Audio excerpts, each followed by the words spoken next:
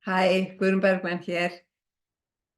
Mér langar svo að tala í dag mæður vegna þess að það er mæðradagurinn á sunnudaginn og ég geri ráð fyrir að mæður ykkar hafi verið mikilvægur þáttur í lífi ykkar,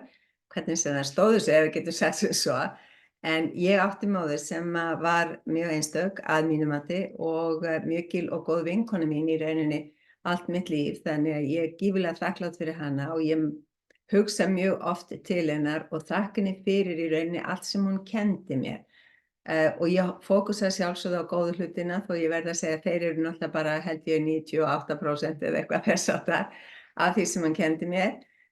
Og þess vegna svo mikilvægur þáttur svo að heiðrun við mæður finnst mér alveg sérstaklega mikilvægur og mér þykir mjög vænt að ég á 2 syni að þeir hafa alltaf sýnt mér mikla umhyggju þegar kemur að mæðradeginu svo ég er mjög þakklát fyrir það og ég get svo sem ekki metið hvernig ég hef staðið mig sem slík í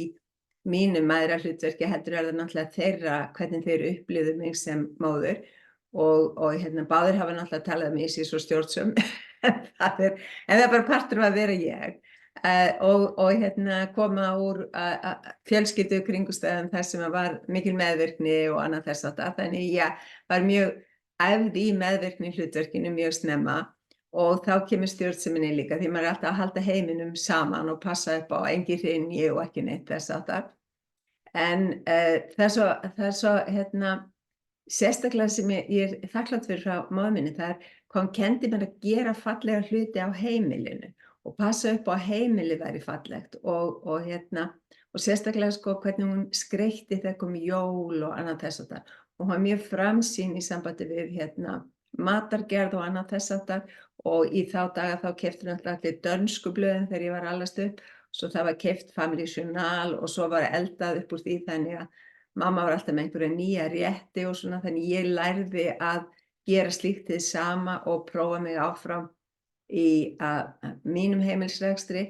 þó að matargerðin mín í dag sé mjög frábrugðin því sem hún var þegar ég var yngri að þá bý ég enn að því að hún skyldi hafa gert þetta því og kennt mér þetta.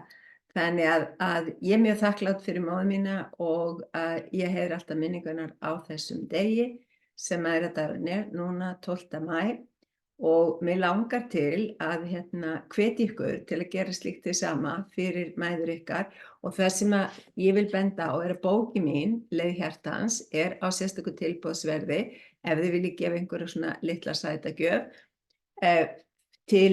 móður ykkar og svo er ég náttúrulega með stjörnukortin og stjörnukortin er hægt að panta með bara í gegnum netið hjá mér, gegnum vefsíðuna og það þarf ekki að fylla út allar upplýsingar eins og fæðingartíma og annað þess áttar þó þessi hægt ef þið viti fæðingartíma móður ykkar en ég er með sérstakann afslátt, 20% afslátt núna frá föstudegi til sunnudags ef þið viljið kaupa eitthvað svona og síðan er það móður ykkar sem sér að panta sér tíma ef að það er kort sem að þið ákveða að gefa henni. Ég get lofað ykkur því að hún eftir að sjá lífið frá öðru sjónarhorni eftir að vera búin að fá kortin vegna þess að í þessum kortum sem ég er að gera þá kemur mjög mikið fram hvar hindranir okkar eru frá þeim tíma sem að við vorum yngri og hvar í rauninni við erum með eitthvað sem við þurfum að vinna úr til þess að geta haldið áfram að þroska okkur